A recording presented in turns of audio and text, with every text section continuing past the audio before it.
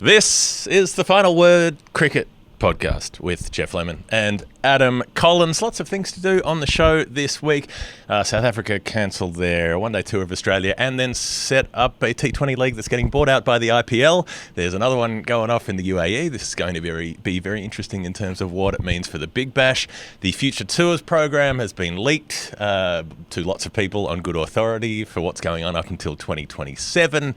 There was madness aplenty at the T20 finals day in England in the domestic competition. We've got Matt Roller from ESPN Cricinfo coming on to talk us through a bit of that. Ben Stokes retiring from one-day cricket. Lots of things going on, lots of cricket being played around the world. Australia's women are playing a tri-series in Ireland. There's a test match between Pakistan and Sri Lanka going on. There's cricket between India and England in the white ball formats.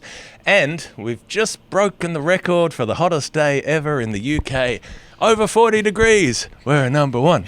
We're number one. Oh, what a momentous day. We're at the Oval. If you're watching this on the video, we are not. This is not a six-pack. These are cans of water. Literally, these are actually cans of water because it's 40 degrees outside. They're still playing cricket. Alistair Cook and Matt Critchley batting for Essex. So it feels like very final word areas. Yeah, Cookie was out just before lunch, actually, picked up by Jamie Overton. But you're right, it's 40 degrees in London. It's been one of the busiest weeks of cricket news I can remember, actually, since we arrived home from Sri Lanka last week. Not even last week. I mean, 4 or 5 days ago since we landed back here. So a lot going on. And the fact that England's men are playing South Africa right now, and that didn't even warrant a mention, probably says a little bit about the status of 50-over cricket, which is right in the gun at the moment for a host of reasons, a couple that you've already touched on in your intro. Well, yeah, I mean, and also the fact that they're playing them, 2 days after they just finished the series against India. Doesn't help the situation, does not help the situation. We have a lot of things to get through, but we are back from Sri Lanka. We're in London. We're together at the moment, which is nice. It doesn't always happen. If you're watching on the video, we're in the same frame. We're in the same commentary box. We're in commentary box 303 at the Oval. 303. There's air conditioning, which is essential. We wouldn't be able to record this.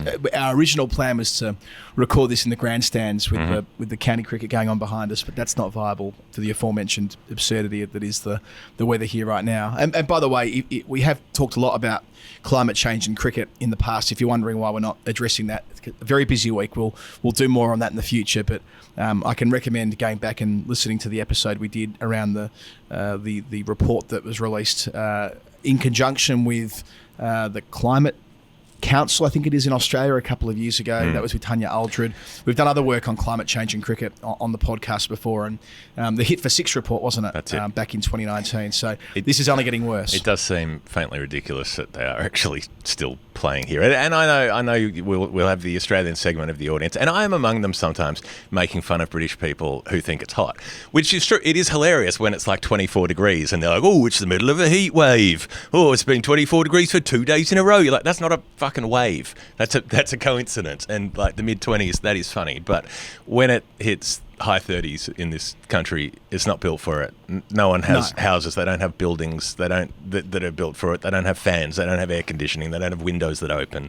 They just don't know how to do it. And so it is a big deal when it starts to get like, it's never been 40 degrees in the UK before. So this whole climate change thing. Oh, what about the summer of 1976? Well, the summer of 1976 didn't have any of the hottest days on record in British history. Yeah. So Ros Atkins on the BBC did a great piece on 1976 last night on his program, which the hottest temperature recorded that year was 35.2, and yes, there were a string of warm days or hot days, no doubt hot days, but nothing like what we've seen. That summer of 76 was more in keeping with what we had here in 2003 and 2006, 2 other hot summers. What we're seeing now is records broken in the space of 3 years. 2019, that test at Lords between England and Ireland was the previous hottest day. I think it was day 2, where it got to 37.9, I think it was.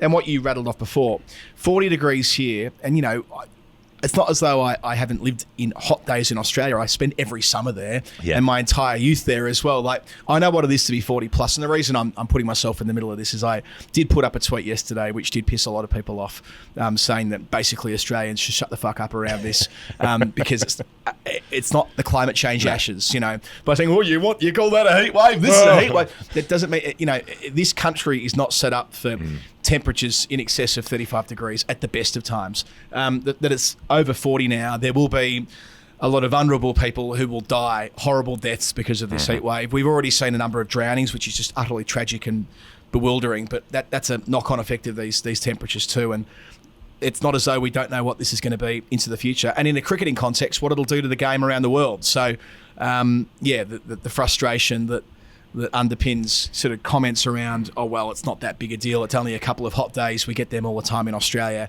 That misses the far bigger picture that this is one of the hottest, if not the hottest place in the world today. And we're about an hour and a half flight from the Arctic Circle. It's not meant to be that way. It was never meant to be that way. On far less serious but funnier things, we were talking a few weeks on the show. We were talking a few weeks ago on the show about Warwick Armstrong style. And where are you going with this? Neglected to put this in. So our 10 years since I. Our wonderful editor, Dave Collins, put a little something together for us, which we thought we should put on the show, and we hadn't done it yet, but I'm going to do it right now. So that you can have some context. Warwick Armstrong style. Armstrong style. Warwick Armstrong style. Armstrong style. Warwick Armstrong style. He's very good, that Dave Collins, our editor. If you don't know what that's all about, I don't know what story time it was, but it's from about a month ago or 2 months ago when we got deep in the weeds on the former Australian captain, and somehow that happened. 10 years on from Si, as I said. I just had to include... I think it's DC's magnum opus. I think it's his finest work that he's done for us on the show. So I just wanted that to be shared with an audience. Okay. Now, what else? Oh, there was another little thing, little unimportant thing before we get to the important things.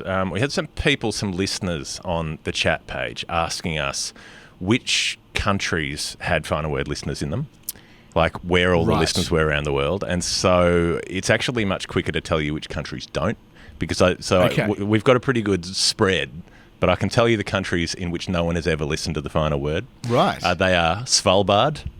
Nobody. No final word love on Svalbard. Don't think there's a particularly high population there, so I'm relaxed about that. Greenland. No love on Greenland. Yeah, nor a high population there. Although some of our Danish friends, we have spent quite a bit of time talking about Danish kronas recently. True. Maybe they have a winter home in Greenland or something like that. Heaps in Denmark, none in Greenland. Turkmenistan, absolute cold shoulder from Turkmenistan. We've got the other stands, though. No, all the other stands, all the other Central Asian republics, no worries there.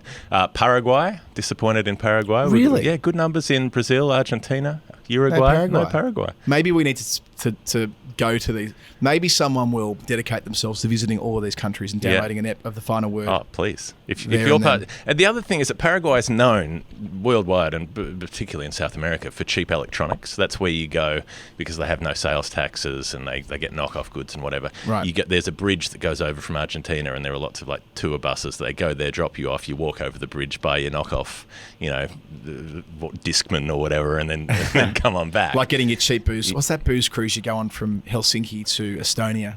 Same applies. Yep. Cheap booze and get it back. Similar sort of deal. So I would have hoped that somebody over there could load up, a podcast listening machine and download an episode. French Guiana, no good in French Guiana, which is quite near to other Guyana, which produces a lot of cricketers. So, Yemen, that's probably because the Saudis are blocking their internet. Bit going on in Yemen. Going on in Yemen. And then we've just got a big Central African problem. South Sudan, the CAR, Chad, always one of my favourite countries, Chad, Niger, Burkina Faso, Benin, Guinea-Bissau and Gambia. That's how we're getting zipped through the middle. Yeah, that's just a journey for us, isn't it? We're going to go to Brazil at some point. We're going to go back to Pakistan and play a tour there. Yep. Maybe Central Africa gets added to do one of those old-fashioned truck tours through Central Africa. And you go. It's the Egypt to Cape Town, isn't it? Or the Cairo to Cape Town. Yeah, but this we're going to have to go west to east because that's kind of a belt across the middle of Central Africa. We'll have to drive through and download an episode. There might be a couple of issues with internet rights in those. Well, I say internet rights in downloading and streaming in those countries as well. Potentially. By the by, I went through adjacent to that and worked out where we're currently number one. Okay. There are a bunch of countries, including I think Israel was for the first time we're number one this week. Right. In the cricket, very discreet here, the cricket category for iTunes. But there are quite a few. We're not number one in Australia at the moment, though. I think our pals at the Great Cricketer have got their I say their nose in front, probably got their entire body in front. They're pulled well away now. Yeah. We're sitting in nicely at second place. Right. So not that we pay too much attention to these things. Second comes right after first. It does indeed. News through this week, some sad news this week that Peter Young passed away. He did. Someone who was an influence in a lot of people's lives in this industry and in yours a little bit as well. Yeah, he was. He's really influential over a long stretch of time, Pete. He was the boss of Cricket Australia's Public Affairs Department when I was working in the PM's office, so I dealt with him a lot sort of in that capacity. He led a great team with Michael Christo and Shannon Gill. A lot of our listeners would know Gilly from the work that, well, he's been on our podcast, of course, but the work he's done with The Greatest Season It Was and writing as he is now for Code and ESPN as he was before. We all became friends in no small part due to Pete Young. He was an incredible force for good, brilliant lunches. He actually tried to get me to join Cricket Australia when I was leaving politics and teed me up an interview, which went pretty well. But also kind of coached me in that interview. Like he really wanted me to join. He was not the most subjective panel member, I don't think, on that basis. So Later on, no one recognised you from when you were sitting in the car out the front. Yeah, that's 10 right. years earlier. A little bit after that, about 10 years on. Some years later, Pete and I lived in the same building for about 3 years in East Melbourne there. So we'd spend a lot of time sort of in and around Collingwood, catching up, having coffees and that kind of thing. And he was always a great source of advice from a journalistic perspective. Also just telling the story of his time at Cricket Australia when Sandpaper blew up in 2018. He was very quickly on the phone to explain what happened in 2003 when they had that PR crisis around Steve Waugh's team. And I think it was a code of conduct that they all signed up to, spirit of cricket type thing. Yep. That was his initiation. He and James Sutherland were a formidable combination. The fact that Pete was trusted to sort of front the cameras, it wasn't him just briefing journos. He was the spokesman in the old-fashioned way of fronting the media, taking the hard questions, telling the story. He had great experience with Ansett doing that. He told great stories about Ansett's sort of fall. He was there at the end, Medibank as well. It was only a couple of years ago when I was staying in... He was a great storyteller. I was staying in the Pan Pacific Hotel as part of my hotel quarantine process in Perth. And sure enough, Pete was on the phone telling me about... he thought that might be the very room where he interviewed Paul McCartney when it was the Sheraton some 30 years earlier. So a long, distinguished, varied life, a great man, and condolences to Sally and the family.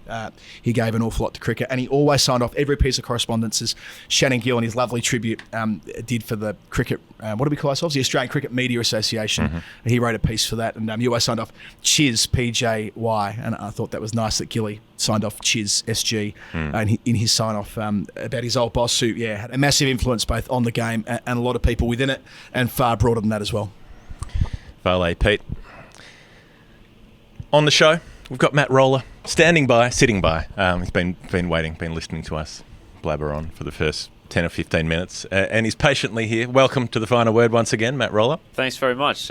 First time I'm doing it in the same room as you guys. I was going to say, this is a nice change from a Dubai hotel room relying on some pretty dodgy Wi-Fi back in October, November time. I was going to say, you're actually not only a returning guest, but you are a returning co-host. Not many people have done the co-hosting role. You were one of the first, I reckon, when we just started broadening it out.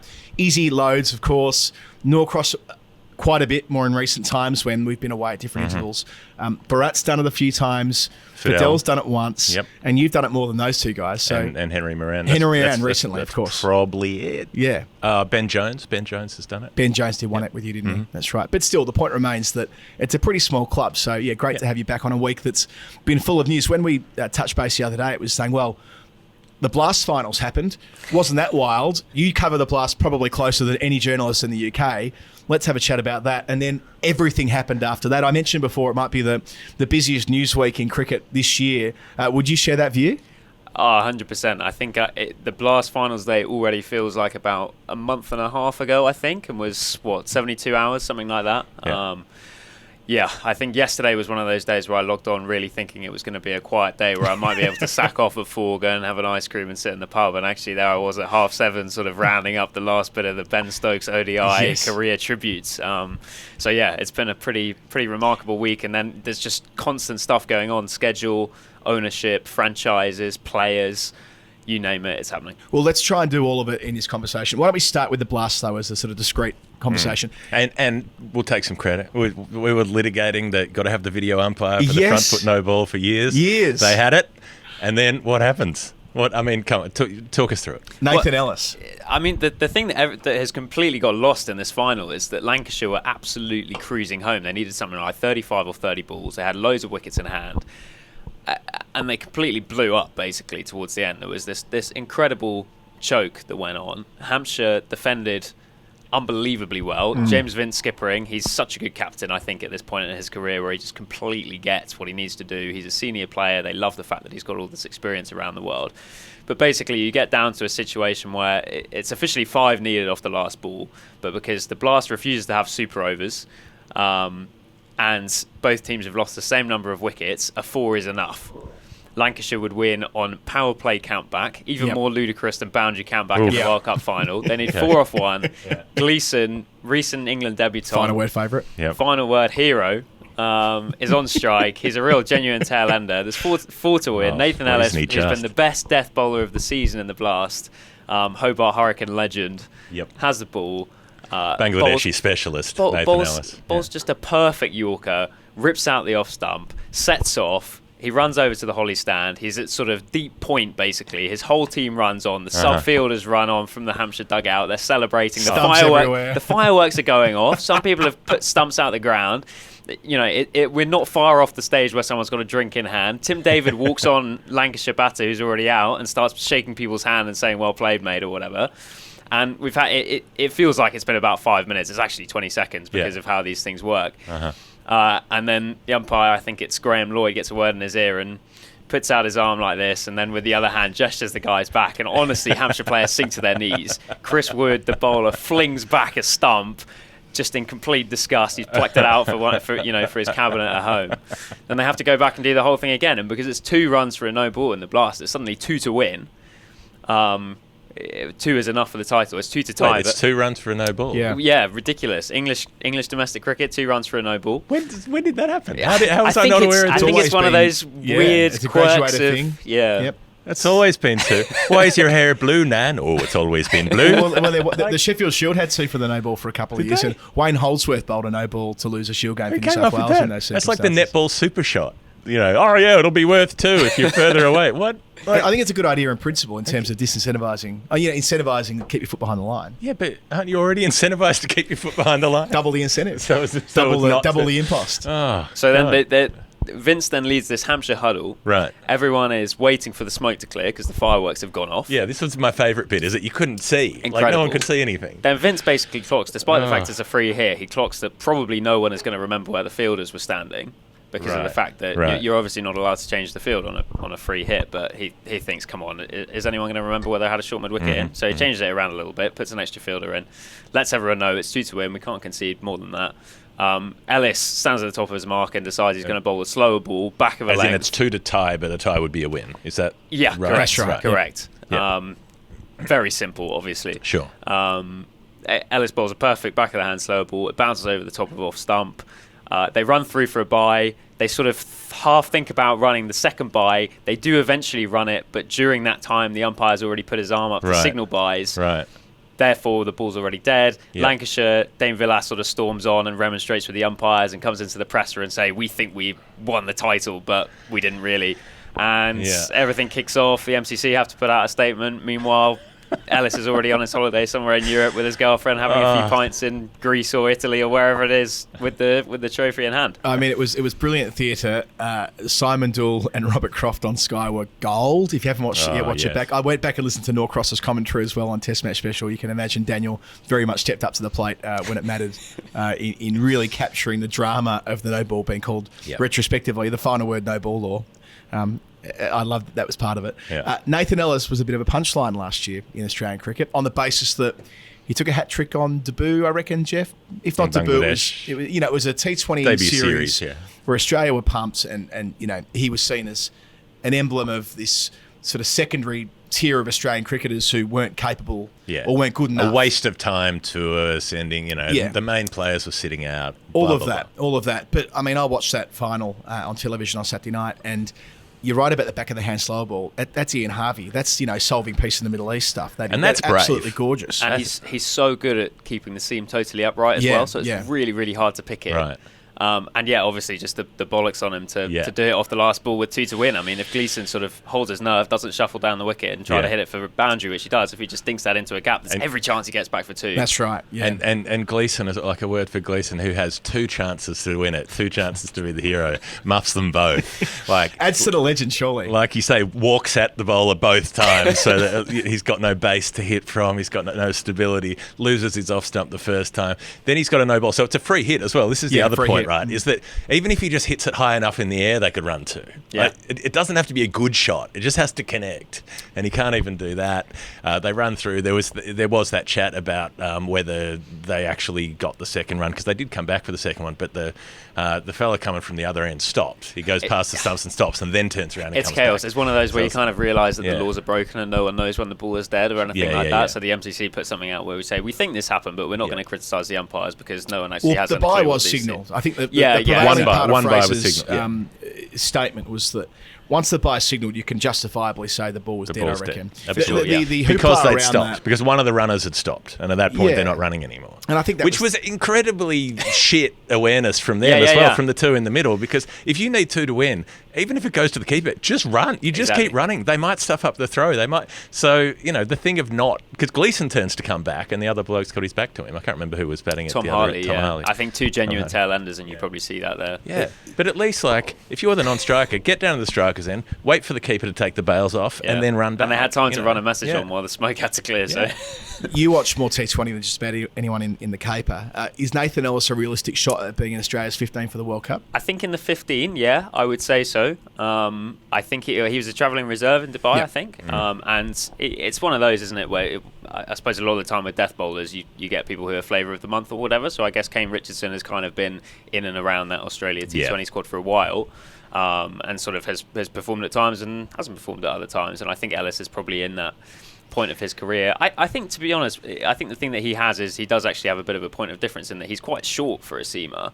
And he also bowls at a really interesting trajectory where a lot of the time he's incredibly tight to the stumps on his release when he's bowling from over the wicket, which I think is just like a slightly different angle. I mean, if you think about the actual release point, one of those sort of sky beehive graphics or whatever from where the ball's coming from, it's not miles off like a sort of really slingy action like a Lasith Malinga, because he's really short and really tight to the stumps. Obviously, I'm not putting him in the same bracket or the same category or the same class or anything like that, but he's a quick enough guy. He lands Yorkers. He has good slower balls. I think he's probably in the conversation for a 15. I don't think he's probably going to play the first game, but I don't think he would be the worst option if 2 of the big 3 quicks went down to come in and sort of try and do a job. So that's the blast. Jeff, anything further on the blast? No. We're all good on that? I think Ben Stokes. I think Ben Stokes is next in this long laundry list of stuff we need to get comment from you on. That came out of the blue. But upon releasing a statement, it made a load of sense. I mean, my first cynical and maybe spot on, who's to know, impression was, well, that's a very good idea. Sack it off for a year now, or a year and a bit now, and come back just before the World Cup next year and not have all these ridiculous commitments through the winter where England are playing like Michael Clark. I'm just not going to play 50 over cricket for 3 years, but then I want to captain at the World Cup. Well, more along the lines of, there is such a hectic schedule for England and he's Test captain, and there's a T20 World Cup between times. But I mean, that's very, very cynical of me. I think the more reasonable interpretation is that the schedule's done him in, and he's done a long interview with NASA today on Sky, which I haven't seen, but you have, Heavy, and he kind of reiterates the words he popped on Instagram yesterday. Yeah, he says players aren't the same as cars. You can't just put petrol or diesel in the tank and everything's going to be right. They're human beings. They have emotions. They're mentally shattered. And I think Stokes is such an extreme example in terms of how the schedule has to work for him, because of the fact that he's, obviously, firstly, he has a workload that very few other players have in ODI cricket. He's been batting at number 4, and then he's also, at least in theory, meant to be the 5th or 6th bowler, bowling, mid to high 80s miles an hour, sort of 130s Ks. And he's obviously such a wholehearted guy that he's going to chuck himself around in the field. And the idea that like he was supposedly doing in that India series, where he kind of plays within himself a bit, and he's operating at 70 or 80%, he just doesn't really get as a concept. So I think he said to Nasser on Sky that after the game here, actually last week, where England got rolled, he said he just spoke to Butler and thought, really, I'm not 100% sure about this. And then by the time the Lord's game came around on the Thursday, 2 days later, he'd pretty much made up his mind and said by dint of the fact he was even thinking about it, he probably knew it was time to go. But yeah. The schedule is just ridiculous for England in ODI cricket. Like they had 3 matches in the Netherlands during the Test series against New Zealand, so it was pretty much logistically impossible as much as anything for players to do both, and physically no chance. Then if you look at when their ODIs are down the line, they play a series immediately after the T20 World Cup in Australia, and that's one where, you know, I've spoken to someone at the ECB who literally has looked at that schedule and said, even from the sort of talent ID depth chart point of view, what are we meant to get out of this series where our main guys are cooked after a T20 World Cup? They're either celebrating a win or disappointed at going out. They're also at the same time clashing with, I think, the first warm-up game before the Test tour of Pakistan. So you're basically potentially going to end up with a third-string team there. So the idea that Stokes is going to cling on and play those games when he's 31 years old, he's thinking about managing his body, he's Test captain, he wants to play 100. He said in that interview he wants to play 140 plus Tests, and to do that as a fast bowling all-rounder. The only way you're going to do that is something has to give, and for him it was 50 over cricket. It is interesting though that probably up until this point, when players started giving formats away, they'd do T20s first. That would be the incremental one. There is a 50 over World Cup next year, and so rather than try to hang on for that World Cup, he's saying, well, there's a T20 World Cup this year, I want to play that. And presumably also I want to keep being available for the IPL to get paid a couple of million quid when I get a good result in an auction. Yeah, it is interesting, I think, with Stokes in particular, because of the fact that he pulled out of the IPL this year and made such a big point at the time of doing that and saying, the reason I'm doing this is because Test cricket's my priority and I care about this Test team. And that was before he'd even been appointed as captain. So I think I think there's every chance that next year he'll go into the mini auction and end up with a massive paycheck and play some games before the start of the 23 summer. Equally, he might decide that he does just want to manage his workload and he wants to focus on winning an Ashes series at home, which is what it's going to be by that stage. I think I think also part of the problem, you talk about World Cups there, is that because of the fact that T20 World Cup is now taken incredibly seriously as an event, it's probably still secondary to the 50 over one, I would say. But it definitely has grown in standing since what it first was in South Africa in 2007, clearly. And because of the fact that there's an ICC event literally every year for a decade now, why would you cling on for a tournament in 18 months' time that you've already won when you could do something else? And, you know, there's always going to be another one. If he decides he wants to play another 50 over global tournament, he could suddenly come out of retirement for the Champions Trophy in 2025 if he's still playing. You know, he could do whatever he fancies. He wants the white blazer. Exactly. So who doesn't? Yeah, I want the Shane Watson white blazer. No, like seriously. I mean, the term he used in his statement yesterday was unsustainable. Yas Rana from Wisdom picked up on this, saying that, you know, unsustainable for him to keep playing, and yet we'll only ever see him in one World Cup. It feels ridiculous. At 2019 was one and done. Wasn't picked in 15, which was a selection error, but didn't play, and won't be available for this year. Well, sorry, for next year in 2023. Obviously made it count, averaged 60-something and had a strike rate of 90-something and was player of the World Cup final and all the rest of it. But still, it's like there is a sort of a nagging sense. And we had this last year a bit with Stokes when, for a time, he wasn't in the original Ashes squad. And we're like, gee, what a shame it'll be for him not to play in consecutive tours of Australia, once through discipline and one through pulling himself out of the game.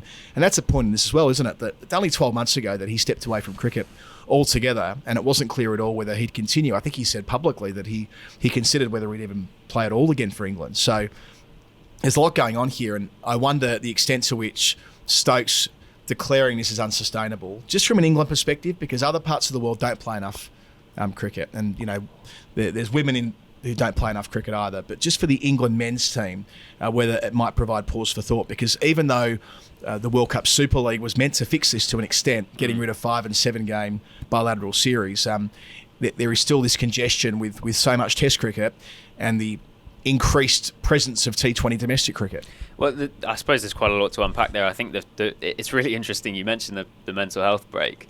I think it's really interesting that there seems to have been this big sudden, you know, reading the papers today, everyone had a column or a story and an analysis piece somewhere saying this should be a wake-up call to cricket administrators. It's interesting that that's happened when he's pulled himself out of one format and effectively 2 games this summer, because he'd already said he was going to rest for the South Africa T20s and the start of the 100. So he's effectively pulled himself out of 2 games in the short term, and then down the line made a decision to manage his schedule. It's interesting there's been this big outpouring, whereas actually last year there was a lot of sort of I don't know. I think there was an emotional response at the time when Stokes said he was stepping away from the game, but it's not, the cause and effect was still the same. Effectively, it was a guy being completely mentally cooked because of the fact that he was playing too much cricket. He was away from home for huge periods of time, and he was pushing himself too hard. And it's interesting, the contrast there. There's this accepted wisdom though that teams play too much cricket, they should be playing less. That doesn't necessarily seem self-evident to me. It's that the same players don't have to be playing every match. Like, you don't have to be basically picking 11 or 12 players and having them do everything. And the other part of it is that a lot of the international teams are not playing much cricket. England is playing a lot.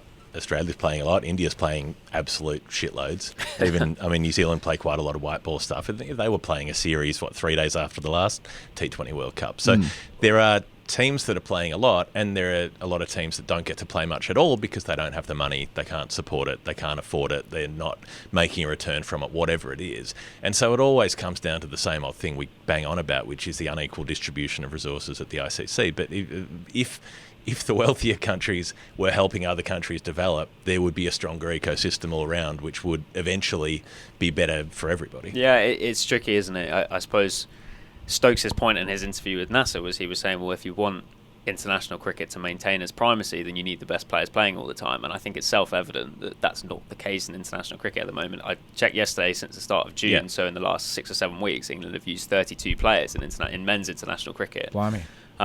Which is a hell of a lot. And for the casual fan, if you're thinking of you add in a few fast bowlers who are injured and haven't played in that time, you're asking people to retain quite a lot of information for people who are casual fans who come and watch cricket a few times in the summer and say, who the hell is this guy? Who the hell is Matthew Potts? I've never heard of this guy. But I think that happens with a lot less drama in other sports. I think like an England football team or whatever it is, there might be 2 or 3 younger players who haven't won many caps before, or some players are unavailable, so you draft in whoever is available. But the point is that when they come out on the field and they're wearing the shirt, they're representing the country. It doesn't matter what their playing history is. They're playing for England that week, that match, that day. And so I think we are hung up on this thing in cricket that, if so and so isn't there, then this is a shit team and it doesn't count if they win or lose. And I think that's very much that is quite interesting with the big quote unquote big 3, is that because they do have the depth to do that, they do have the resources to do that.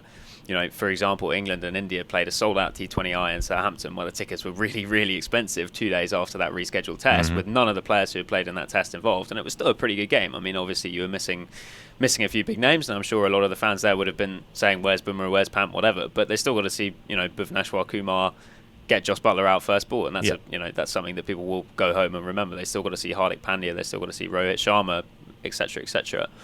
So I think that we are heading to that point, aren't we? And we've probably been there for 5 years already. I think it was about 2016, was it, when Australia first played on different continents at the same time? That's right. I think it was 20. It was 20. Where were we? It was India, 2017, when they were playing. Yeah, you're right. I wonder how. Well, the Future Tour program, which ended up with a couple of your colleagues this week at Cricinfo and Ali Martin at The Guardian as well, probably others, but they're the stories that I was reading.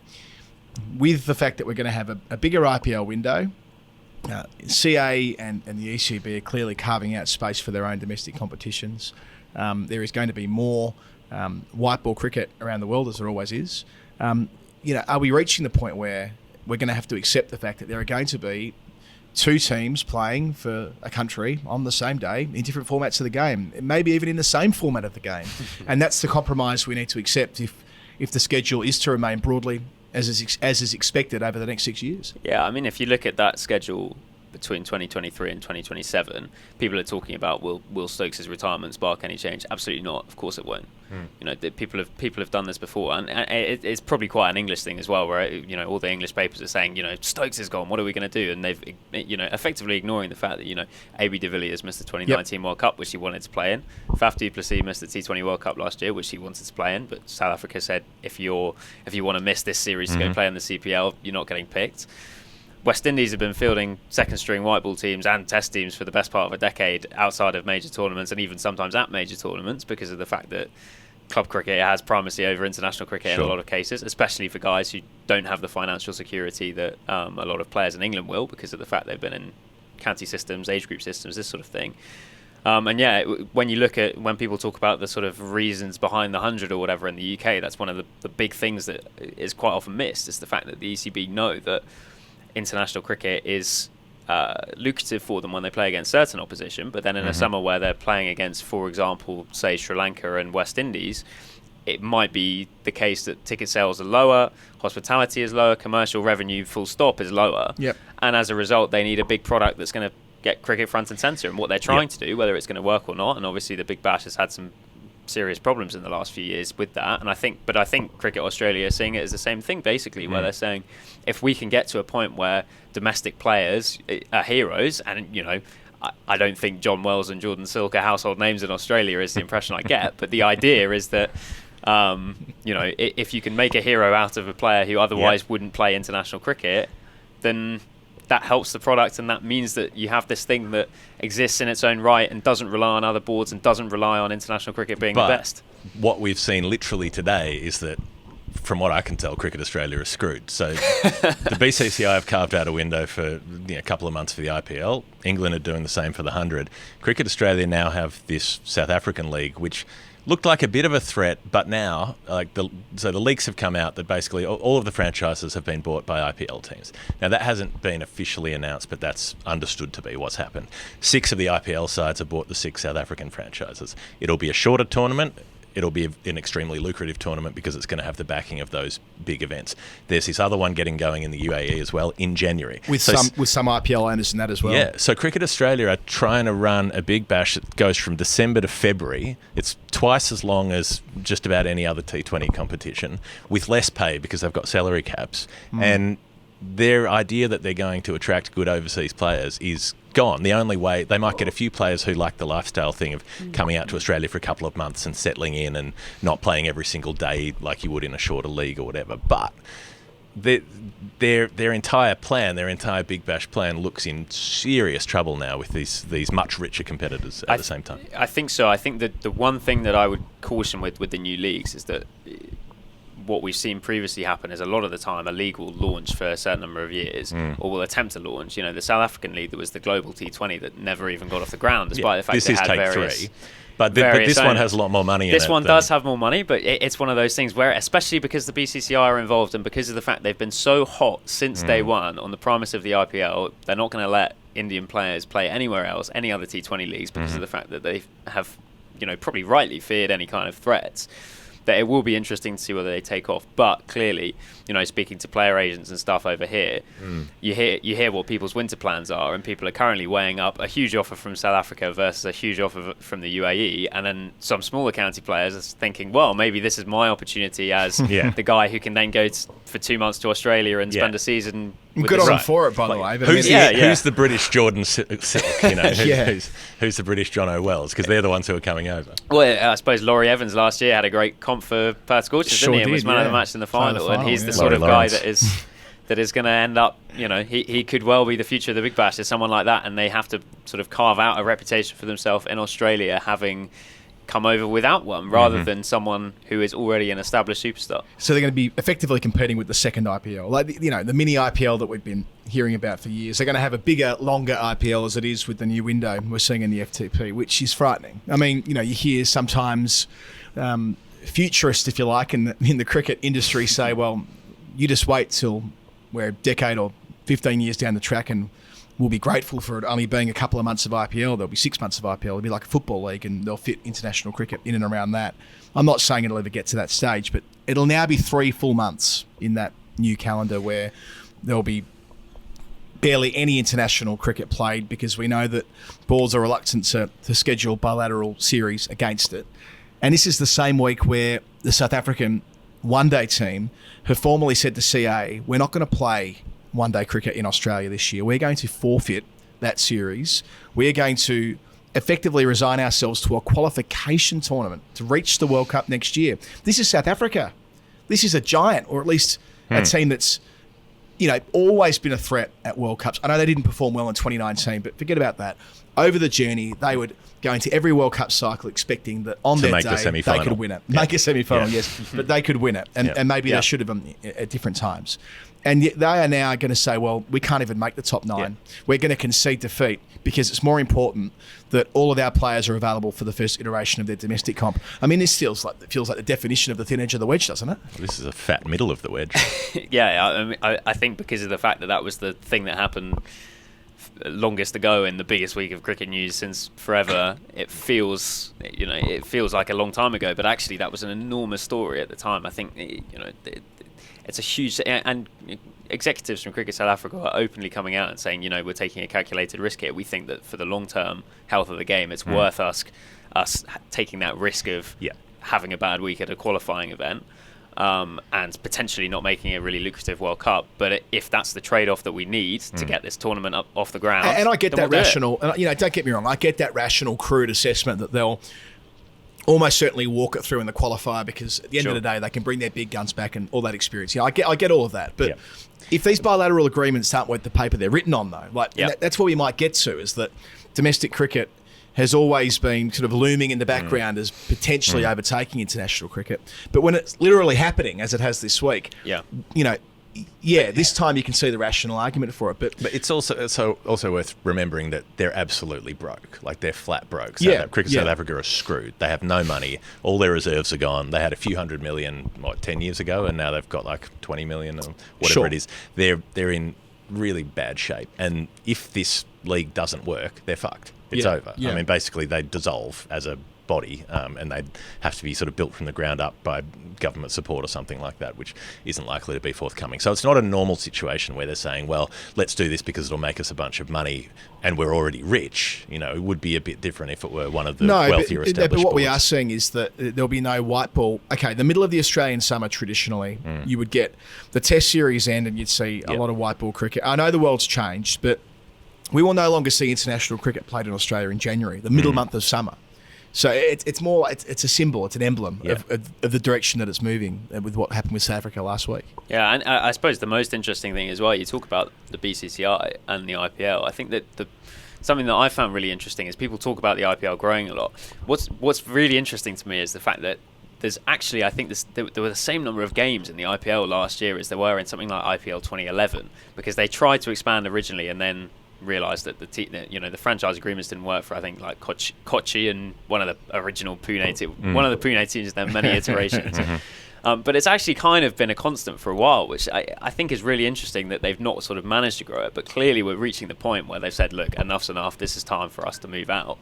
And what will be fascinating, I think, to see is how that evolves over the next 5 years in terms of the South African League and the UAE League, given that so many teams' owners are in it. I mean, you've got this ridiculous situation at the moment where Delhi Capitals have 2 companies that own them, co-own them even, and one of them has bought a team in the UAE League and the other one's bought a team in the South African League. So you're probably going to have the Pretoria Capitals and then the Dubai Daredevils or something like this. Right. So like Manchester City style. Yeah, exactly. And you suddenly get that's already happened. You've got some of the CPL teams are owned by IPL teams and stuff like that. But I think what will be interesting is at what point, when you've already got effectively other franchises that have this global footprint in the UAE League and the South African League, at what point are the BCCI going to say, actually, we want a piece of this, we're going to clear out India's schedule for another 2 months in January and February, which seems to be the dates at the moment, and actually we're going to have 2 IPLs with a month gap in the middle, and we're going to get these Indian players involved because we want a bit of this. There's money there. Why wouldn't we take it? We've got these relationships with these companies and franchises and owners anyway. We'd be mad not to just jump in and take over effectively and be hosting IPL 2 in South Africa or UAE. Too much. Hurts my brain just thinking about it. I know. We haven't even touched on the fact that David Warner might come back as a BBL captain this year, but we're not going to do that today. Other FTP stuff, Jeff? Well, one mention first for our listener, Matt May, who won the inaugural Final Word T20 Fantasy League that was set up. I did see that. His team name was better at BBL, but he still won the T20 Blast fantasy competition. And Michelle Garland finished in second place with I Don't Know What I'm Doing. and Brent's Optimus came. They won the bronze, as it were. On FTP matters heavy. Before I let you go, and I can see you got your phone out. You got to jump onto live coverage of the England-South Africa game that Ben Stokes is playing in today at Durham to finish his career. We're going to see Bangladesh be quite busy, which will include them coming to Australia in that 2025 to 2027 window for the first time since 2003. So that's a good thing, albeit horribly belated. Afghanistan are scheduled to play 20 test matches, Ireland 12.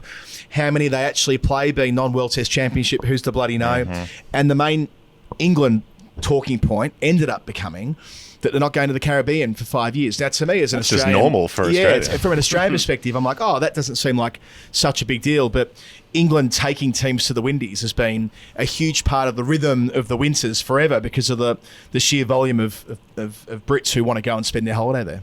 Yeah, it's a really strange thing, that, I think, because people saw this... I think Ali wrote that story in The Guardian, didn't he? And that was the angle he took from the FTP. And I completely get why it's a story and why it's an angle, because of the fact that there's such big demand for English tourists, especially. You look at the Barbados test in February or March, where I think it was 98% of that crowd were Brits abroad. Incredible. Turning bright red, getting a taste of the summer that was to come. Lots of reality TV shows getting made over there. But then again, and of course, Cricket West Indies came over during a pandemic. It was there's a sort of responsibility, I think, that the ECB should feel, at least towards Cricket West Indies, especially because Cricket West Indies relies so heavily on England touring for its revenue. But if you look at what's actually happening in this FTP, England are going there for the T20 World Cup in 2024, and I think they're going there for a white ball tour as well, maybe 25, I want to say off the top of my head. And you look at that, and you actually think, well, if you look at the number of teams there are in world cricket, and you look at how often, in theory, you'd like tours to happen. You maybe want 2 winter tours or something like that, and then 2 teams to tour you in the summer. It's not miles off what should be happening. Maybe it's slightly less, but it's because of the fact that we've got used to the strange rhythms where England never played Bangladesh. They've not played Zimbabwe in years. Pakistan come over most summers for something, but England never go to Pakistan. All this sort of thing where you have and obviously England go to India and Australia all the time, and India and Australia come here. And the Australian variations, where I think by the time Australia get back to South Africa for a test series, it will have been 8 years since the Sandpaper series before they will have played tests there. But they will fit in 20 test matches in the cycle against England and India collectively. Don't worry about that. There'll always be time for England and India. Matt Roller, this has been a sprawling conversation. You're very, very good at your job. We enjoy your company, both at work and beyond. If you want to follow what you do, they can find you on Twitter, on ESPN Cricinfo. Go away. You're doing the ball by ball for the England, South Africa stuff in moments from now. So we'll let you go. But thanks for coming on and telling us all about the world that is on the Final Word today. Thanks very much for having me. It's the Final Word. Geoff Lemon, Adam Collins, and Matt Roller, who's just gone out the door. Thanks to him for hanging out with us on this stinking hot day at the Oval. I just went outside the box, and it is roasting out there. We're just hiding away in here in the one bit of air conditioning that we could find. The show is brought to you by Advanced Hair. The studio. Just not studios, studio. If you put .com on that, and then you put / and then you put Final Word, that's where you get the 15% discount if you want to get your rug redone up top. Yep. Real stuff. What better time? Real stuff. It's not like they're not just stitching some carpet on top of your head. No, it's not. You're not getting the sort of. Was it the Dougie Bollinger who were the where it came up on when it came up on the heat map. On the heat map. This is the sort of the Shane Warne style. Okay. Where he had his entire hair regrown over a number of years. Yep. And became sort of a great of the Advanced Hair stable. Greg Matthews, I mentioned it a couple of weeks ago. Remember when in the 90s there were the ads of him being grabbed by the hair and thrown on the ground in a karate pose? That wouldn't happen if it was the best quality stuff. That's why they've been going for 30 years, and more than 1 million people have been through the Advanced Hair studio. Yep. And around the world too, if you're watching, it's not just an Australian thing or a UK thing. I know that a lot of their ambassadors are from Australia and the UK. But if you're across the subcontinent watching on YouTube perhaps and you want to get involved in this, the discount applies equally there too. advancedhairstudio.com/final word. There'll be a link down the bottom of the screen at the moment, a link in the show notes, and all you need to do is jump on there and you're away. Big play and a miss out there in the middle. We're watching Surrey play Essex here at the ground. two counties? I knew what they were called. 125 for 6 Essex are on this stinking hot first day. Some of the counties elected to go to a shorter day today. I think that Cheltenham Festival, because there's no kind of proper changing facilities there for that game. But as John Surtees from Surrey walks in the door. John Surtees, by the way, while we're talking about things that are going on, he's captaining the Oval Dream Boys against the final word. Really? It's probably going to be at the Griffin Sports Ground, which is where, Jeff, you'd remember Mark Henderson. Try it again. You remember when Mark Henderson came on last year to talk about the work they'd done on developing that for women and girls in the area. Well, that ground looks like they're going to loan us the facility for our game on Friday the 16th of September. Declan Lawler and Dan Price are doing a splendid job pulling a team together. I think we've pretty much got 11 already. It might be full capacity, and the Dream Boys always get their 11 on the pitch, one way or the other, John. So John Surtees runs media for Surrey. The final word 11, unbeaten across continents, 100% win record so far. Intimidated? Absolutely not. Last time it was a thrilling last ball victory. In fact, if our bloke hadn't middled the last ball on the last occasion, we would have definitely won. So that would have destroyed the record. But we're coming at that record this year, this September. Don't you worry about that. All right, big talk. Works for us.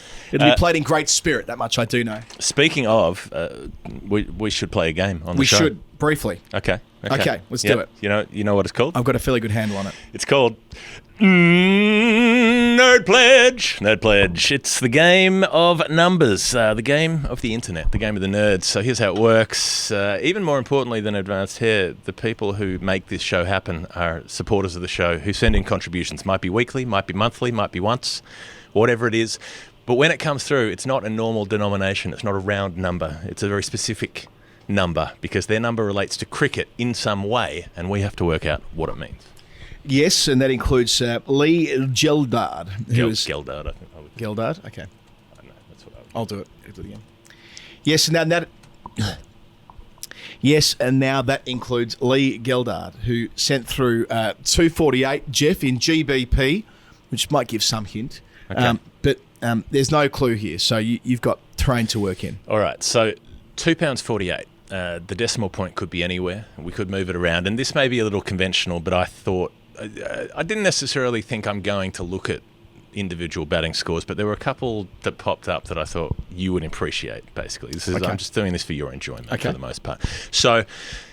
making 248, an individual player, I thought it could be the day that Chris Rogers, one of your favourites, carried his bat. He was playing for... Who was he playing for? I can't remember which team he was playing for. He played for Northants, played for Derby, played for This was for Middlesex, Derbyshire. played for Somerset. This one, yeah. Who am I missing, John? Leicester. Played for made a double ton against Australia in 2005. Okay, so this is when he was playing for Derbyshire. Okay. And he was playing against Warwickshire, and they've made 476. He goes and racks up 248, not out. Bats through the innings, carries his bat. Not bad. This is in 2008. So the next best score in the innings is 62. That's the only half century in the innings. Wavell Hines was batting in that team. We've talked about Wavell Hines a lot on the show recently. Disproportionately, I would say. Disproportionately, but I was a bit surprised to find he was still kicking around in 2008, making 40 in a good partnership with Chris Rogers at that time. So in the end... Warwickshire's made 476. Chris Rogers' team makes 474. So he gets them to parity, not quite single-handedly, but basically close enough. So he makes 52% of the runs, or 57% of the runs off the bat are scored by Chris Rogers in that innings. Interesting, but not as interesting as this. You go back to 1989. Now, we talked about scheduling. We've talked about cramming in so many tours. We've talked about the fact that teams don't play warm-up games anymore, and the tours were different back then. So I thought you might enjoy this. The Australians who came over to England in 1989, they played a match against the League Cricket Conference. I don't know what that means, but they did. Whatever that was.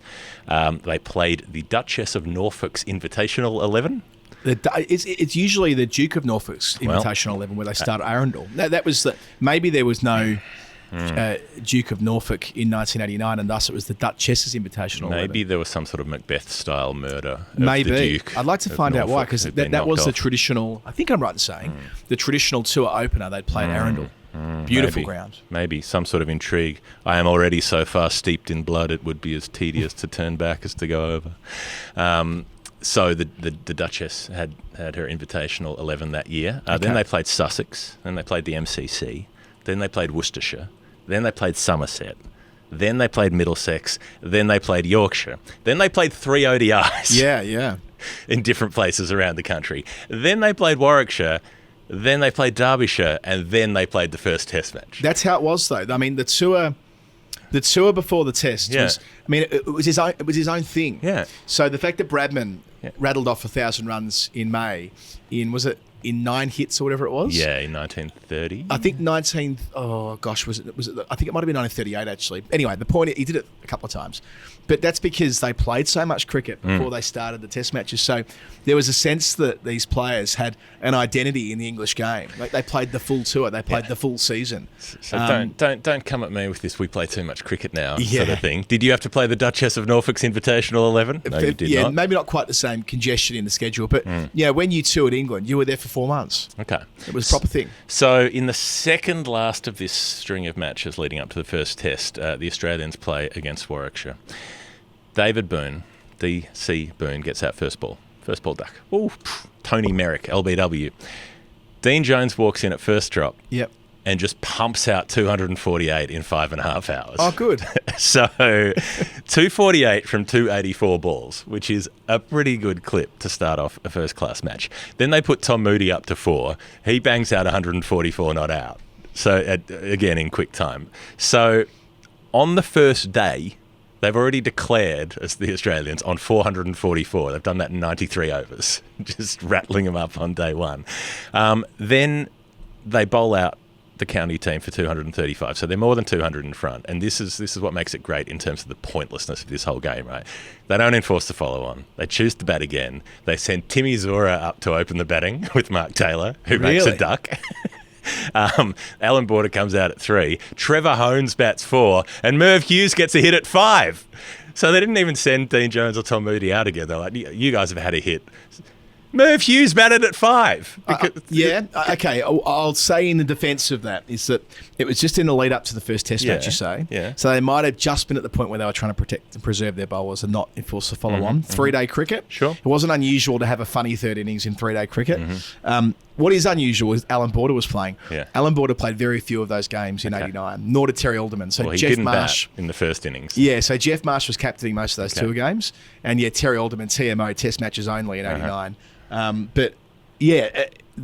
Tim Zura, who we've talked about on Storytime before, in the 1993 tour, got a second opportunity as a reserve wicketkeeper to Ian Healy and led the Australian bowling averages on that series. That's after, right. I think against Essex, he took 4 for, including Dell and including someone else who was really good. He got a couple of internationals out. Right. Pringle was definitely one of them. But so Zura had 2 Ashes tours, didn't play a Test match, but clearly opened the batting in at least one and took a bunch of wickets in the other. Well, there's a reason for that, because if you got Pringle first, once you pop, you can't stop. Couldn't stop taking wickets. Anyway, It's a truism. Anyway, I credit my addiction to crisps and my likely premature death on Pringles, really. So they declare in time to bowl 37 overs, get them 3 down. It's a draw. Gloriously shit cricket, and in many ways a good argument to not have a lengthy tour where you play everybody in completely pointless games where you bat Merv Hughes at 5. Just a few of them. But at least that game had first class status. Unlike when Dennis Lilly was bowling to fucking Clive Lloyd in World Series cricket. No, that can't be first class. But this, Merv Hughes at 5 against Derbyshire in 3 days, that's first class cricket. Anyway, Lee, that's Nerd Pledge. If that answer or those answers are not right, which they're probably not, let us know in the DMs or on the chat page, and we'll come back to it on a revisit show sometime soon. And if you want to send us a number, patreon.com/thefinalword. Housekeeping on Storytime, on Nerd Pledge and Storytime. This weekend will be the revisit show. So Jeff and I have a lot of work ahead of us between now and Thursday when we're going to record that show. We've got a lot of revisits, which we have yet to adequately answer as yet, due to the fact that we were in Sri Lanka for a couple of weeks and Jeff was away for a bit as well. So we will be diving into them this weekend. So if your number hasn't been adequately answered, please drop us a note quickly. I think we've got all of them, but we might have missed a couple through the cracks. You never know. Right, let's talk a bunch of teams and a bunch of cricket. Speed round. England's women and South Africa's women. South Africa look cooked. They look they're not at the races. This is the team that looked like they should have at least been in the World Cup final, if not winning it in the 50 over stuff only a few months ago. They've been sort of tired, diffident, all over the shop. Marizanne Kapp's been doing the whole thing on her own, and everybody else has been doing bugger all. Yeah, they look a team that's spent, as Hypercourse noted, it had been since 2018. The last time they'd been beaten by 100 runs in a one-dayer. That happened twice on the bounce over the last few days, and they got pumped in the first game as well, beaten by 5 wickets, but England chased down 218 in like 30 overs. That was in no small part due to Emma Lamb, who's been sort of floating around the system for a number of years. She's 24 years of age, made her one-day international debut against Australia in the Women's Ashes. Got a duck. Made a duck. Got one game in the World Cup. Thanks for coming. Didn't bowl. Yep. And then rattled off 100 in her third performance for England. But it was the first one day of this series in, I think, 90-odd balls. Yep. She had Nat Siver for company in that chase. But yeah, I think with Lamb, a similar story to Kate Cross in that she was brought through that the Lancashire Men's Academy or Boys Academy with her brother, Danny Lamb, who plays for Lancs at the moment. He was playing on finals day. He was indeed. And they made hundreds on the same day last year at one point. She was playing for the Thunder and he was playing for Lancs. And that garnered plenty of attention, that sort of brother and sister were making centuries on the same day. But yeah, so between her and Tammy Beaumont, they've got an opening partnership that's back on track.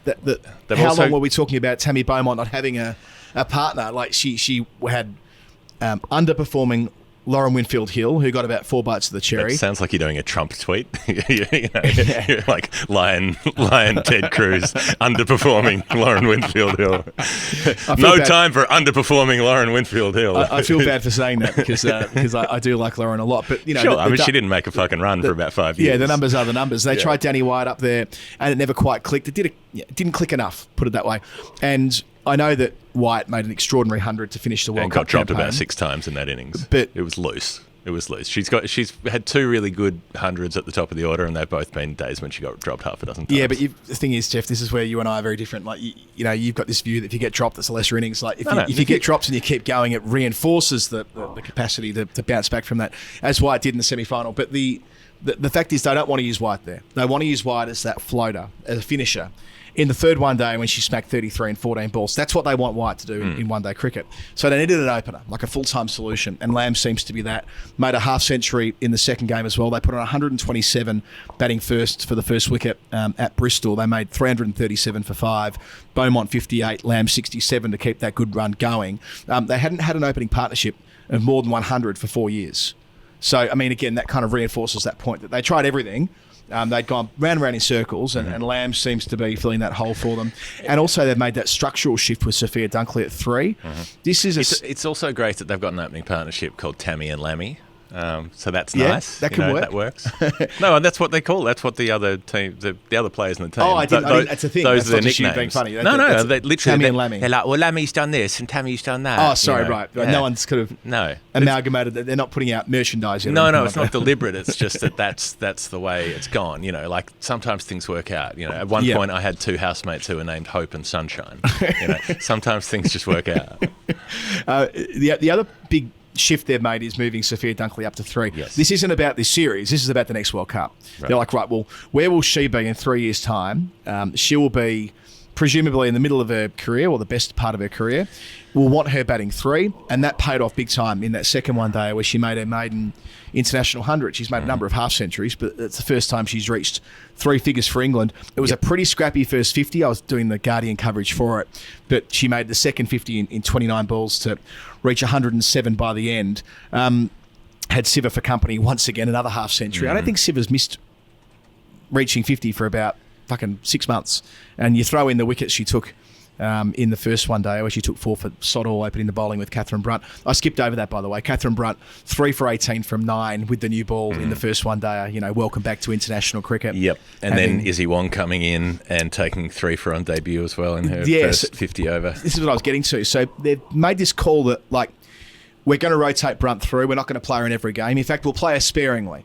They're going to do the same thing with Kate Cross, and they're bringing through Wong, and they're bringing through Bell. And with Wong, it was the extra yard. I mean, that ball she bowled to Chloe Tryon, that bouncer that she had to fend off her grill that's why Wong's there. And I know she's not the quickest bowler in the world as yet, but she's got that stated ambition. And you can see with her body type that beautiful slingy approach to the crease that she's only going to get quicker. She bowled a ball last night that was clocked at 74 mile an hour, so that's just going to get bigger and bigger, that number, as we watch her in her international career. She looks to have the right temperament for it as well. Like, she gets hit for a boundary and she's kind of cool with that. Bell dropped the catch off her last night from the short ball, top edge, again off try on, but she didn't crack the shit. She's just kind of like shrugged her shoulders and, like Ashton Agar all those years ago, Jeff, and got on with it and picked up a wicket a couple of overs after that. So, yeah, England 3-3-7 in the second one-dayer, and then 3-7-1 in the third on that ridiculous day at Leicester yesterday. It was so hot. Chance to bat first. Beaumont registers her 9th one-day 100. That's the equal most for England ever with Lottie. All 9 of them have come since she was recalled to the team in 2016. And to give some perspective on how impressive that is, that's better than Lanning in that stretch of time. Lanning's got 700 since Beaumont came back to the England team in June 2016. So Beaumont, who has missed out on the Commonwealth Games squad, and we'll come to that in a sec, but in 50-over cricket, there's no better opener in the world. Yeah, exactly that at the moment. And so that part is interesting, because we talked about the renewal, the refreshment of the England bowling attack and so on, Shrubs, Hole and Brunt out of the Test team, all of those sort of things. But they're getting specialised for the 20-over stuff for the Commonwealth Games, because Tammy and Lammy, they're not there. It's exciting. They're not in it. Yeah, it's exciting. And I feel for Tammy. She's been a mainstay of this team, well, since 2016. But she's always had issues with 20-over cricket. It's never been as good. It's never been as natural for her. She's had her moments, but even you look back to the last World Cup in 2020 before the pandemic, she was being used in that number 6 role. They never quite landed on where she was going to fit. Yeah. And her strike rate in that competition was 108. So if you're looking at recent big comp form in T20 cricket, not an automatic selection in that team, I don't think, anymore. But, you look at the players they have brought in. I love the fact that Freya Kemp's getting a start, 17 years of age, bowls like the wind for the Vipers. She's been with them for a couple of years now, but she kind of exploded this year in the Charlotte Edwards Cup. She's still at school at St Bede's in Sussex, and she only got her driver's licence a few weeks ago, I think just before that finals day up at Northampton. So she gets her first opportunity at international cricket. Alice Capsey, who we've heard a lot about in the last 2 or 3 years. I hope she wins a car at some point, like Richard Hadley style. Because now she's got a licence. Right. Yes, she just wins a car and she can just cut laps around a field in it. Alice Capsey, who John's probably better equipped to talk about than I am, but I've been watching Alice for 4 years playing for Surrey now, I reckon, at least 3, maybe 4, and she is. She's going to be everything. She's on track to be one of the best players in the world. You can sense it by watching her with the bat and with the options she provides as a spinner as well. Only 17, so you've got to temper those comments a little bit, but in the 100 last year, she was outstanding. So she gets an opportunity. And Bryony Smith, this is the best story of the lot, I reckon. Bryony Smith hasn't played for England in 3 years, I reckon. And because she dominated for the Stars this year, wickets and runs, a genuine all-round option, bowls the tough overs, usually has to bowl over 20, you know what I mean? And bowl in the power play as well. She gets a start as well. So what Lisa Cartley's saying is that if you play really good T20 cricket in the Charlotte Edwards competition, if you're a proven sort of tough player, you're going to get a start in this England T20 team. It's not going to be just a facsimile of what we do in 50-over cricket. We're going to have 2 discrete squads, and why not? Which I like. It's about time. Because England, the management of England's women's team has been pretty conservative, pretty dull, pretty boring for a long time. They basically Control C, Control V with their 50-over and their 20-over teams. They sometimes shuffled the order a little bit. There might be one change, but basically it was like, you're in our best 15 players, then you're in our teams, whatever the teams are. They've been pretty dull like that. And Australia started moving on that probably a couple of years ago, maybe 3 years ago now, when they started bringing in more big bash players and that sort of thing. England's now starting to do the same. You look at like what Alana King's been doing since she came into that Australian team. She's been just grabbing bags of wickets in the Tri-Series over in Ireland. They had a rained off one where they only bowled 8 overs and she still had time to take 3 for 9, I think, in that match. Speaking of bags, did you hear Glenn Phillips last night he won the multi-bagger award was something a player of the match. And Wally Hammond never won that. And the multi-back, yes. So I dropped that in. You're right about the try series. Alana King has this. In the first game, she bowled, I think, was it 3 wides to start, then took 3 wickets in 4 balls, all leg before wicket against Pakistan. Rained off game. Then in the second game, she was player of it, taking 3 for against Ireland. That kept them to sort of 90-odd and chased it 99 down they made, yeah. in 12 overs or some such. Oh, piece of piss, yeah. Beth Mooney did most of it. Just to go back to the England stuff for a sec, though, this is what you said before. Australia got there first, but the fact that England have now got this second tier that's like fit for purpose. Yeah. It wasn't fit for purpose before. It was True. the Kia Super League for 6 weeks, and it was the dilapidated county system with like 25 teams in 5 divisions and all over the place. Yeah. This is now providing that proper extra layer, and it's enabling players to go back when they get dropped and through weight of runs or through reinventing themselves or through bags of wickets get a second or third opportunity for England. Mentioned Tash Farrant lost her England contract a few years ago. She's had that kind of journey, but now players are having that who weren't as established as Tash Farrant, who didn't have national contracts. So I'm a lot of admiration for Bryony Smith on that front. And we saw that with Lauren Bell too, that she's been picked at the perfect time because she's had the chance.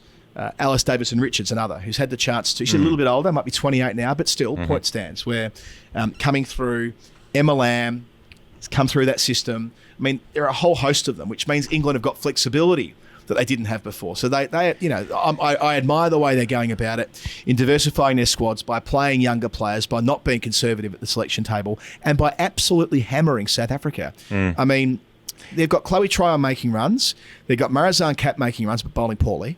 That's it. And Laura Woolvart made a Wolvart's half century. making some at the top. But really, that's it. Sune Luce isn't making runs herself. Of course, it'd be easier if Denise Van Niekerk, the full-time skipper, was available, but still recovering from injury. But there's behind-the-scenes bickering stuff with Lizelle Lee chucking it in. She's just abruptly retired from international cricket. What's the go there? So is it? I mean, is it to do? Is it NOC stuff going on there? Well, yeah, there's kind of scuttlebutt stuff that basically she cracked the shits with the management for what seems like probably good reason. They're now kind of briefing against her, like trash talking her a bit, that she was in the typical way that people do, particularly when women move out of employment. They say, oh, she was difficult to deal with, she wasn't doing the team thing, blah, blah, blah. And I'm always very suspicious when you start getting briefed stories like that. It always seems to be like there's a fair bit of bullshit in that. Somebody's trying to create an angle. It seems like there was like a hollow threat made that they would deny her a no objection certificate to be able to play in the 100 if she didn't sort of get in line and do things the way they wanted her to do them. And she said, well, go stuff yourself. I mean, that's, I don't know, but that's my approximate read on the story. Okay. Yeah, so she called their bluff and walked, even though they wouldn't have actually really been able to deny her the certificate. She was like, all right, if you're going to play those games, I'll leave. And now they're, the coaching staff and so on are denying that happened. It definitely happened. But the thing is, she has to get an NOC for the next 2 years. You don't, just by retiring, avoid. There's still a 2-year window after you retire. Sure, but there'd be no reason. There'd be no reason to deny it except for spite. So I get that, but it's odd. And the other thing is, it's not as though she has been in decline. Yeah. She went to number 1 in the world for the first time last year. Yeah, she's not in decline at all. She made runs in the World Cup earlier this year. Yeah. So, but that's what I'm saying. It's destabilising for this team that one of their most experienced and relied upon players is suddenly gone. I hope they get their shit together there and get her back in somehow, because that'd be a real loss to the women's game. Yeah. I know she says she wants to just be on the domestic T20 circuit, and maybe that'll work out for her, but we don't want players like Lizelle Lee walking, like sort of a replica of men's cricket, which we saw more with the West Indian players that Matt Roller was talking about earlier. But yeah, anyway, that's clearly something going on behind the scenes. And well, they've got to get their act together for the Commonwealth Games because they're South Africa are in that. It's mostly the teams you'd expect to be in there: Pakistan, India, Sri Lanka, New Zealand. But I'll be interested to see Barbados. I've got to do my research on the Barbados team because there's no West Indies team, obviously. Yep. So the 8th team in that 8-team comp will be Barbados. We'll come back to that next week because we'll have one more show before the Com Games. We will, and Barbados are comfortably the strongest of the Caribbean teams in women's cricket, so they should go pretty well. We are going to have an interview later in the week with a South African women's player as well, by the way. I should just drop that in. So that will be in your feed at some point, maybe Thursday. Now, last series we're going to touch on is Ireland having hosted New Zealand. Quite third last series we're going to touch on. Third last series, Christ, is more. There's quite a lot going on here. Ireland, New Zealand. Now, we're going to have to be real quick on these. This was a cracking series, the one days. We will do the T20s next week. This would probably be the closest whitewash of all time. Yeah, I agree. So Ireland in the first game make 300. Harry Tector, his maiden international 100, made 113. I interviewed Harry as he was making his one-day debut in 2019 at Southampton. He's part of this family where there's 3 brothers and a sister, and they reckon that all of the siblings might end up being the best of the lot. The sister, they talk up big time. But up against, Matt Henry, Lockie Ferguson, Ish Sodhi, proper attack. And then I nearly called him Doug Bracewell. Then Michael Bracewell, who we spent a lot of time talking about during the test matches recently, rattled off 127 not out from 82 balls to drag them from 153 for 6 to the finish line. So they win the first one with a ball to spare and break the hearts of Ireland. And that's a real thing, by the way. Ireland desperately need to take something from either this series or the 3 games they play against Bangladesh next May, or they might miss out on the World Cup automatic qualifying spots because they've been in the sort of top 4 or 5 throughout. Of course, they had a great result against the West Indies. They pinched a one-dayer off England back in 2020. But, in that context, it makes it all the more devastating that they were beaten in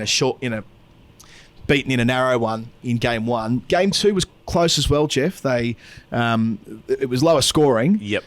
All out for 216, but they had New Zealand at one stage 197 for 7, and in walks Bracewell for a second time, 42 not out to win the game by 3 wickets. And then the third one-dayer, New Zealand make 360, Martin Guptill 115 of those. Ireland fall 1 run short. All out for 359. They reached 359 by the end of it. Sterling makes 120. Tector another century in the series. At one stage, they were 310 for 6 when Tector got out in the 44th over, but they just didn't have the firepower to get them there. So New Zealand, who are still the number 1 ranked one-day team in the world, by the way, get the job done 3-0 and secure their spot in the World Cup in 2023. But Ireland will have to win probably 1 or 2 of their games against Bangladesh next May, but they've got to wait all that time. That's going to take some resilience to have been in that top 9 for so long, to have now dropped out, and knowing that almost all of it will hinge on what they do in a 3-game series 9 months from now. Yeah, they've dropped down to 9th, so they could get back into that 8 that automatically qualified. Right, but yeah.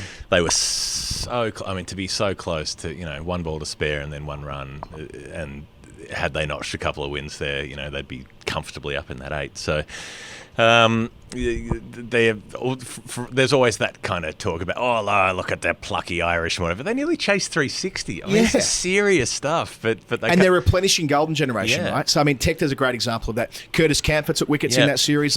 They have got players coming through who are standing up, who aren't from that group that went through from 2007 to 2015. But they can't afford to fall short in those ways. And it's interesting that Bracewell, who had such a horrible test series, has done so well in these one-days. That's sort of nice for him to get a good moment. Bangladesh smashed up the West Indies in their 50-over games after being dreadful in their test matches and their T20s. Weird sort of series this. But this was headlined, I think, by Dinesh Ramdhan saying that he's retiring from international cricket, hasn't played a game in 3 years. I like this, yeah. Real sort of Greg Matthews energy there, who never retired from Still international available. cricket or New South Wales cricket. You can pick him up by his hair. Yes, you could. Advanced hair, yeah. Dinesh Ramdhan, who's probably will always be most well known for the Viv Talk Nah upon making his test century at, I think it was Edgbaston in 2012. I remember it well. I was living here at the time. It was a huge story.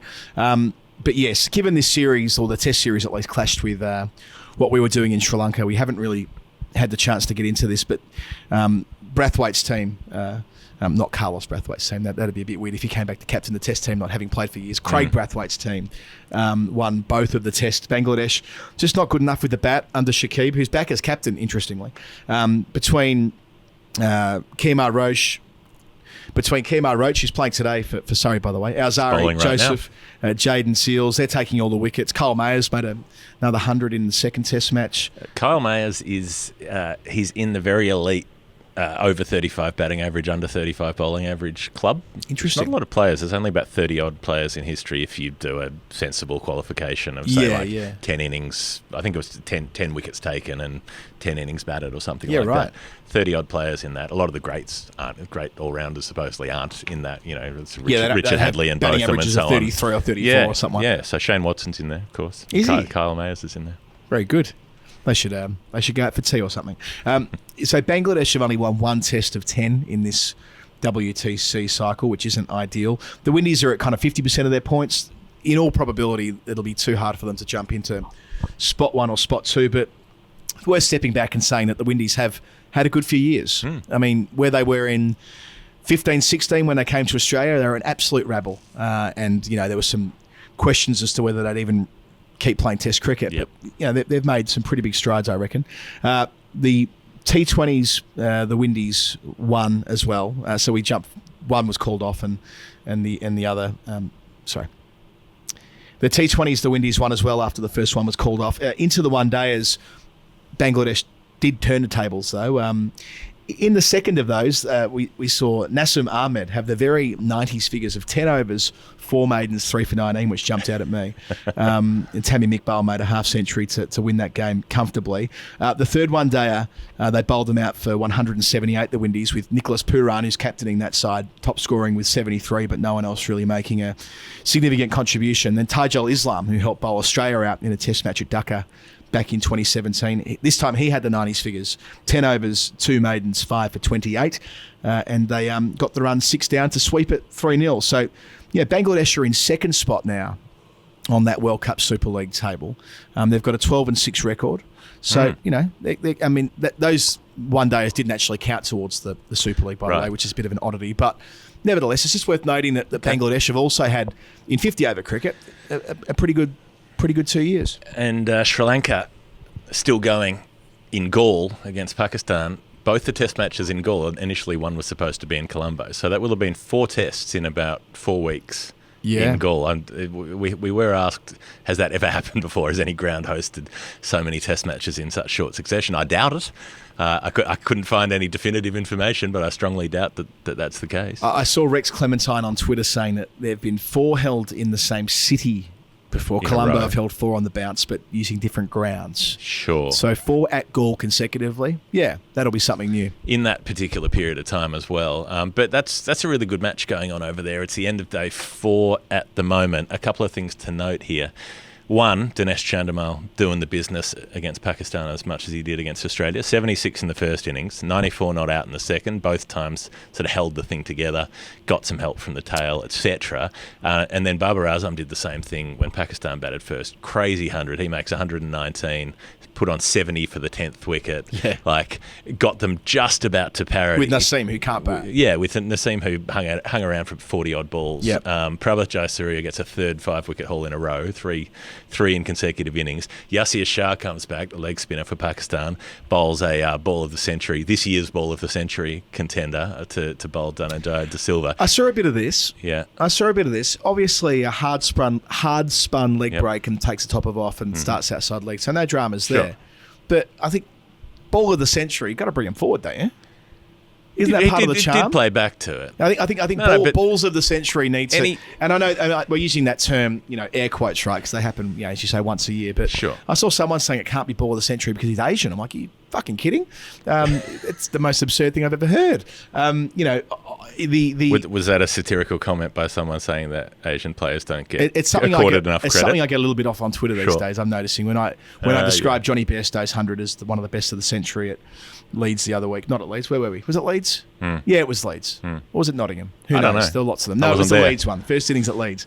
I copped a bit of this as well, saying if it were an Indian player or a Pakistani player, they wouldn't be receiving that kind of credit. I'm like, do you actually follow anything that I do? Yeah. Well, do you follow cricket more generally? The adulation. Quite a few fans around Asian cricket. Quite a bit of good press. A digression there. But yeah, lovely piece of bowling. I'm happy to see Yasir Shah back in the frame as well. Anything that pitches outside leg stump and hits off stump, ball of the century. Yeah, it was more for me. It was just that it didn't look right because the batter went back, so it's obviously a little bit shorter than those balls that over the years we've been kind of fallen in love with. I think he just played a shit shot.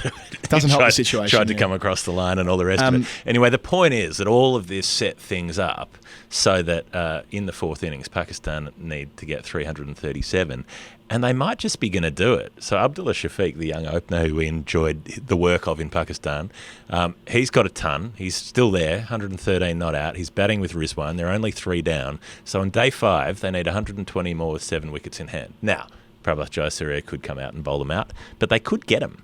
And in terms of chases of 300 plus to win a test match, there have only been 35 of them in test history, so nearly 150 years.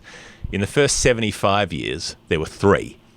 In the last 5 years, there have been 7. Yeah. So this could be 8. This would be 8 in 5 years if they could finish it off. Yeah, and I know we've been talking a lot about the dynamic changing in the fourth innings of test matches recently, but the very fact that it's happening at Galle, where it is the lowest averaged fourth innings ground in the world, will increase. It'll reinforce what a mighty effort this would be against Prabhat Jayasuriya, who is. He could become, I don't know how many bowlers have gone 5 for 4 times in a row to start their career. Can't be many. Maybe Bobby Peel did. He's got 2 in this inning, so he must have 19, and he's in his second test. Really? Yeah. So he's got 2 already. So he's 3 more tomorrow. 3 out of the final 7. He went 6, 6, 5, and now he's got 2 for, and he's already bowled 35-odd overs in this innings. And just to back over Dinesh Chandimal again, he's having a Johnny Bairstow, Usman Khawaja year, isn't he? Yeah. Like the kind of guy who you think, he's had a test career. It's been a good one at times. He's done some great things, but it's largely over. Yeah, we know what he can do. He wasn't quite up to it. Yeah, he was a very good cricketer who did some very good things at times. Underperformed. Who, broadly speaking, you would say did not do enough when playing Test cricket. That 100 he made it in Dhaka, double 100 we saw a couple of weeks ago, not even, week and a half ago. If it ends up being Sri Lanka win the Test, he'll be probably player of the match, I'd say, after sort of 70 odd and 93 not out in a tough second innings. It may not have quite the same numbers as Bairstow and Khawaja, but I think it'll fit into that slipstream. Get him in there, and if Sri Lanka win this and win the next one, maybe they're in the World Test Championship final. That would be amazing. Get them to Lords. That would be extraordinary, especially with what's going on over there. They've got to go to Lords. Australia versus Sri Lanka at Lords. Wouldn't that be something? At last. At last. We saw them play here at the Oval, didn't we? 2019 World Cup. Yes. Oh, yeah, they had a couple of great games here. They had the big 330 chase that they had against South Africa. No, Bangladesh. I think that was Bangladesh. Africa. Champions Trophy, they had a big win against South Africa here in 2017. Yep, and they played well against, maybe they played here against India? There were a couple of big Sri Lankan days anyway, with the big Papare bands, and the stands were full, and it was chaotic and joyful. Anyway, I think that's our show for this week. It has to be, because I've got to get home to Winnie, who's got chickenpox. Thanks to those on the Discord page that kindly offered to give us some cream for her, because it's all out in London. It's really? Is there a chickenpox epidemic? It sure is. Okay. There's chickenpox is everywhere in London, so thus my little girl's on days of 38 and 40 degrees respectively, he's going through the worst of it. But I've got to go home and look after her. It's not monkeypox. It's not monkeypox. There's that. Yeah, that's true. It's not smallpox. Walrus pox. No. I don't know how many other animals have a pox, but a pox on both their houses. Very well. Okay, well, I hope you enjoy that. She's angry and itchy and screaming and running around. She's very grumpy, and she's old enough now that she can make her feelings known about everything, and she's verbalising. Verbalising how she feels about both of their parents and everything else around her at the moment.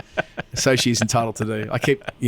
And she's just a sweaty, disgusting mess at the moment. Beautiful thing. Well, we've all been there, usually in a nightclub at 22, but, whatever. Yeah, that's right. A reminder that we're going to have that interview dropping into the feed with, I'm not going to say who because, element of surprise. Ooh. Probably on Thursday, if all goes to plan. Then story time, the revisit, what did we call it last time? Revisit Palooza. I don't know. Yeah, we had a word for it. It'll be coming again this week, so we'll get through about, I don't know, 15, 20 numbers, something like that. The omnibus, the monolith, whatever it is. Yep. It's the final word. Can't stop, won't stop. That is the motto of the show. There will be episodes galore coming your way whenever it is that we get around to making them. If you want to send us a nerd pledge, patreon.com/thefinalword. Doing that helps us keep making the show, so we'd appreciate that.